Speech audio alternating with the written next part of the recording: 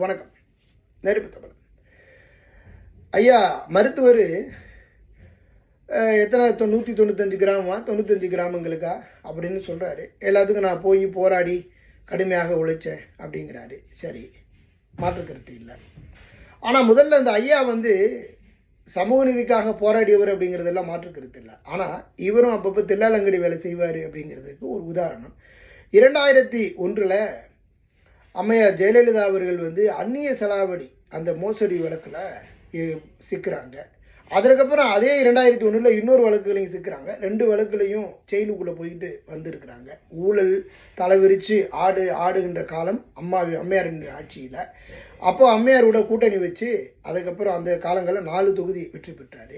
அதுக்கப்புறம் 4 தொகுதி வெற்றி பெற்றுட்டு அடுத்த கொஞ்சம் சிறிய காலங்கள்லேயே மறுபடி பாரதிய ஜனதா கட்சிக்கு பல்ட்டி அடிச்சு போனவர். அதனால் இவருடைய பேச்சு குடிகாரம் பேச்சு முடிஞ்சா போச்சா அப்படிங்கிற ஒரு கேள்வியும் நியாயமானது தான்.